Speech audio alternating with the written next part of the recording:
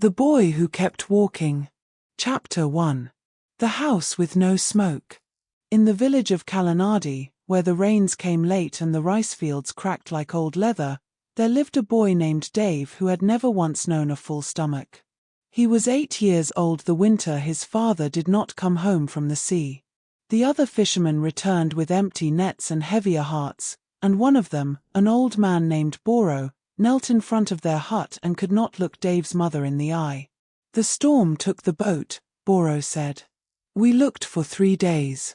After that, the house on the hill stopped having smoke rising from its chimney some mornings, because there was nothing to cook. Dave's mother, Amora, took in washing from richer families, her hands cracking and bleeding in the cold water, and still some nights the only meal in the house was watered-down rice porridge split between herself, Dave, and his little sister, Nia. Dave was not a big boy. He was not the strongest in the village, nor the fastest, nor the one the other children looked up to. He was, in fact, often the target of their laughter for his patched clothes, for his bare feet, for the hunger that made him quiet when the other boys were loud. "Why do you even come to lessons?" sneered a boy named Petter one afternoon, "when you'll just end up hauling nets like your father did. Poor men raise poor sons." Dave said nothing.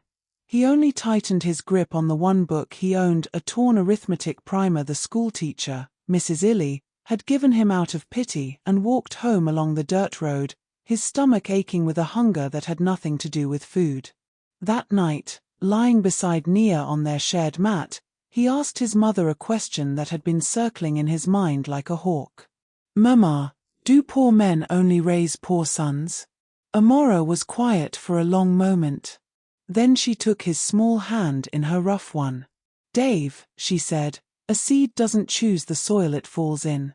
But it still chooses whether to grow toward the light or give up in the dark. You are not what was given to you. You are what you decide to become." He did not fully understand it then. But he never forgot it. Chapter 2. The Decision. 3 more years passed, each one harder than the last. When Dave was 11, a fever swept through Kalanadi, and Nia grew so sick that her small body seemed to disappear into the blankets. There was no money for the healer in town, and the village medicine woman shook her head sadly. "I've done what I can," she told Amora. "The rest is up to her strength and perhaps to the gods." For 6 nights, Dave sat beside his sister, pressing cool cloths to her burning forehead, whispering stories to keep her spirit tethered to the world. On the 7th night, her fever broke. She opened her eyes and asked, weakly, if there was anything to eat. Dave wept, not from sadness, but from a fierce, burning relief that felt like the first real fire he had ever carried inside him. It was in the weeks after Nia's recovery that Dave made a decision that would shape the rest of his life. He had heard travelers speak of Varun, the great port city 300 miles to the north, where merchants and shipbuilders and scholars gathered, where a clever boy with steady hands might find work, might learn a trade, might one day earn enough to lift his family out of the mud they had been born into. It terrified him. He had never been farther than the next village. But the thought of staying, of becoming a man who hauled nets in a leaking boat until the sea took him too, terrified him more. "I want to go to Varun," he told his mother one evening. "I'll find work. I'll send money home. I'll come back for you and Nia." Amora looked at her son, no longer a small child, though still far from a man, and saw something in his eyes that frightened and moved her in equal measure. It was not foolish confidence. It was something steadier. Something that had been forged, quietly, through every hungry night and every cruel word from the other children. "You're afraid," she said. It wasn't a question. "Yes," Dave admitted. "Good," said Amora. "A fool isn't afraid, because a fool doesn't understand what he's risking. You understand. Go, then, but go with your eyes open, and your heart honest. That's all I ask." She pressed into his hands a small cloth bundle, 2 days of hard bread, a knife that had been his father's, and 3 copper coins she had been saving for a year without telling him why. Chapter 3. The road. The road to Varun was not kind to a 12-year-old boy traveling alone. The first week, Dave slept in ditches and under the eaves of strangers' barns, waking each morning stiff and shivering, his bread long gone, surviving on wild berries and the occasional kindness of farmers who spared him a heel of bread in exchange for an hour of work in their fields. He met a merchant named Cassius on the road who offered him a ride in his cart and then, 3 miles later, tried to steal the knife from Dave's belt while he slept. Dave woke just in time, wrestled it back with shaking hands, and walked the rest of that night rather than close his eyes near the man again. It was his first real lesson. Kindness in this world often wore a mask, and he would have to learn to see beneath it. But there were true kindnesses too. An old widow named San, who ran a roadside inn, fed him a bowl of stew for free when she saw how thin his wrists were, and did not ask questions when he flinched at the offer, certain there would be some hidden price. "Not everything costs something, boy," she told him, sliding the bowl across the table. "Remember that, when you're older and richer than me. Pass it on." He carried her words with him for the rest of his life. By the 3rd week, his shoes had worn through. His feet bled on the stones.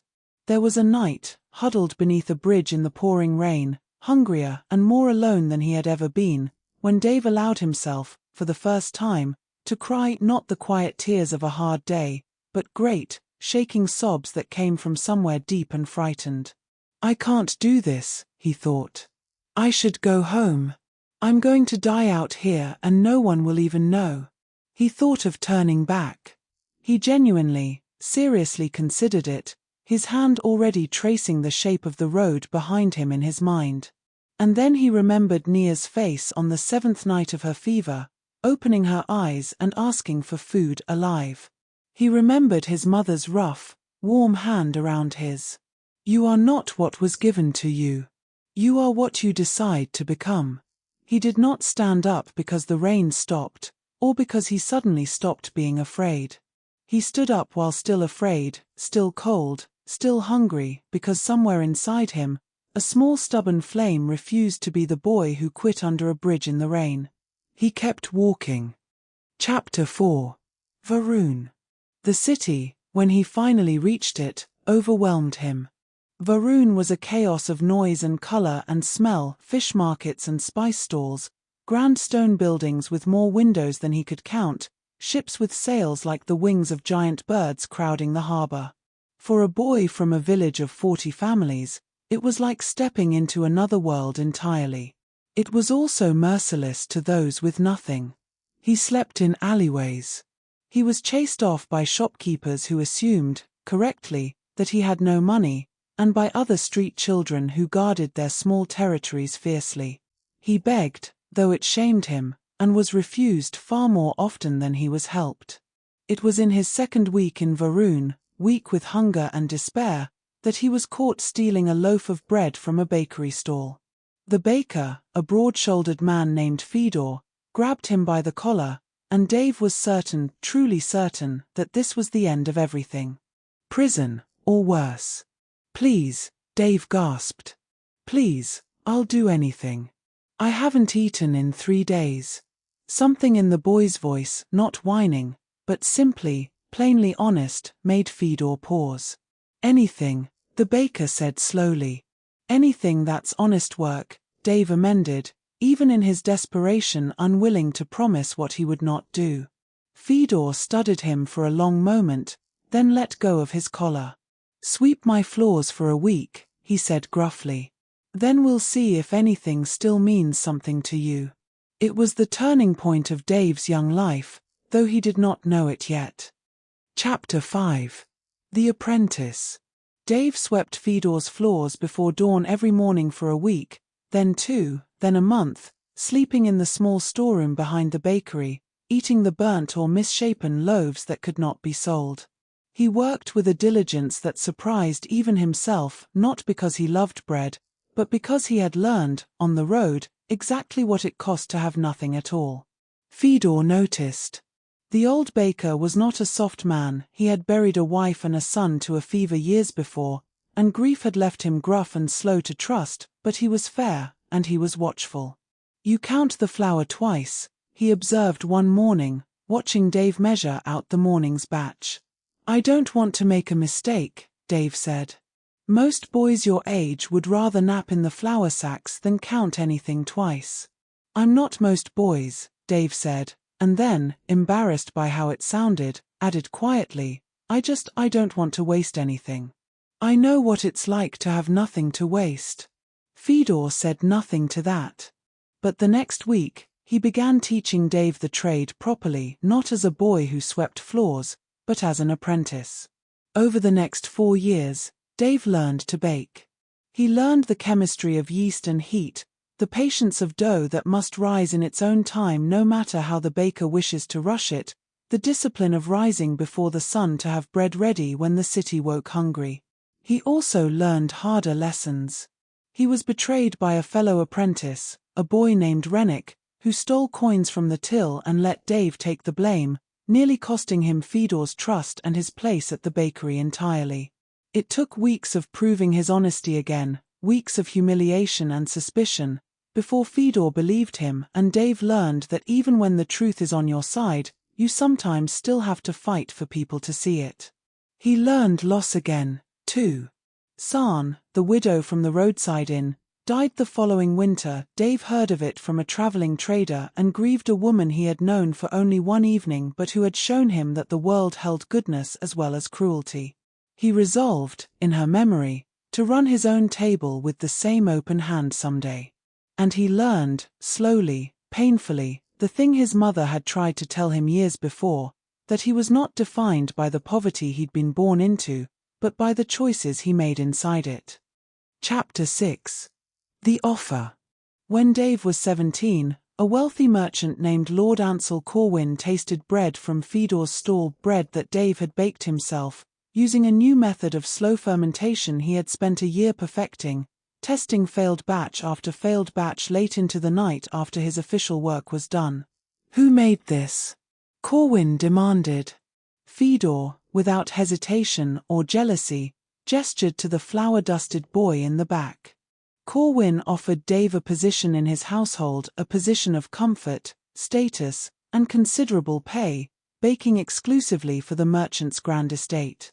It was, by any measure, more than a boy from Kalanadi could ever have dreamed of. There was only one condition. Corwin's estate required exclusivity. Dave would have to leave Fedor's bakery entirely, and Fedor, whose trade had declined in recent years, would lose the very apprentice whose new recipes had begun drawing customers back through his door. Dave lay awake that night, staring at the storeroom ceiling, wrestling with a choice that felt like it would define him. "This is my chance," he thought. "Everything I came here for. Money for Mama. Money for Nia. A life better than hauling nets." But he thought, too, of Fedor pulling him off the street instead of turning him in. Of 4 years of patient teaching from a man who had lost his own son and chosen, quietly, to pour that love into a stranger's hungry boy instead. The next morning, Dave went to Corwin's estate. "My lord," he said, "I'm honored by your offer. But I can't accept it, not unless it includes my master, Fedor. He taught me everything I know. Whatever you pay me, I want a portion sent to sustain his bakery, or supply it as your second source. I won't build my future on the ruins of the man who gave me one." Corwin's steward scoffed. Such conditions from a baker's boy were unheard of. But Corwin himself, a man who had built his own fortune from nothing, though few remembered it now, studied Dave for a long moment, then laughed, a genuine, surprised laugh. "Most men who claw their way out of the mud spend the rest of their lives making sure no one remembers where they came from," Corwin said. "You're the first who's tried to bring someone up with him. Very well, boy. Both bakeries it is." Chapter 7. The Return. 5 years after he had left Kalanadi with 3 copper coins and a torn primer, Dave returned, not as the frightened, hungry boy who had walked north with bleeding feet, but not as some unrecognizable stranger either. He was still, underneath it all, the boy who counted flour twice. He found his mother's hair grayer, her hands more weathered, but her eyes just as sharp. He found Nia, now 13, tall and clever and full of questions about the wide world he had seen. He found the same cracked fields, the same hard winters. But this time, he did not come empty-handed. He brought enough coin to repair the roof that had leaked for a decade. He brought seed for planting, and more valuable than either, he brought knowledge, of trade, of contracts, of the wider world's opportunities that a village like Kalanadi rarely saw. He did not stay. Varun, and the 2 bakeries that now bore his growing reputation, called him back within the month. But he returned every year after, and slowly, steadily, he became something the village had never quite had before, a bridge to the wider world, a source not of charity but of opportunity, teaching other hungry, doubting children the way Fedor once taught him, that where you start is not where you have to end.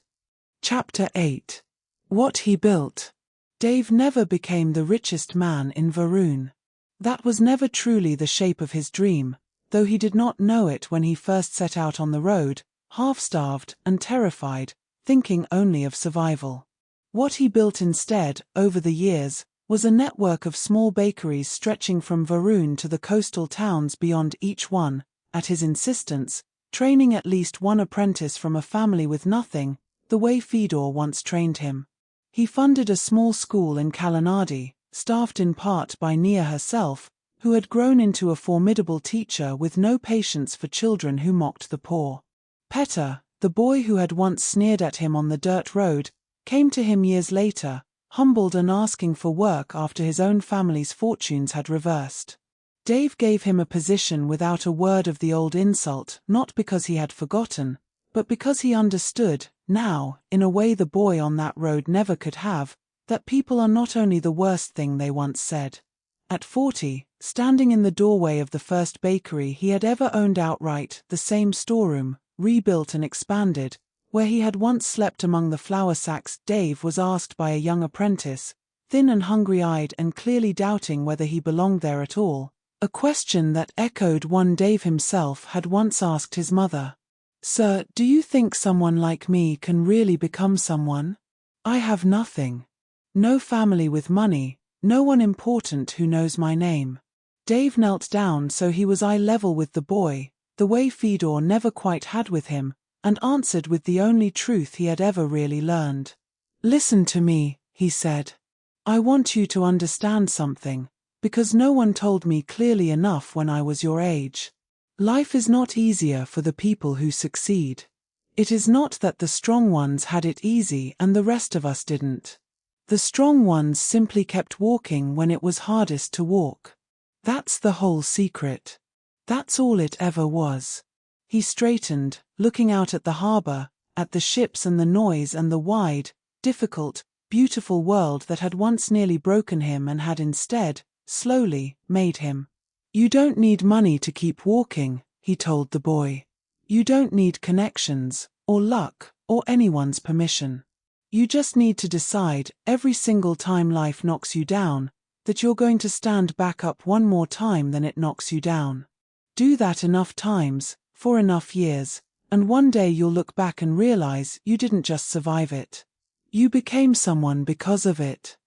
Somewhere far to the south, in a village called Kalanadi, children who had never eaten a full meal in their lives were told a story before bed, not of kings or magic, but of a boy who once walked 300 miles with bleeding feet and 3 copper coins, and never stopped walking, even when he wanted to. It was, their mothers told them, a true story. And more than that, it was a promise. Because a person does not become strong when life is easy. They become strong because they keep moving forward when life is at its hardest. The end.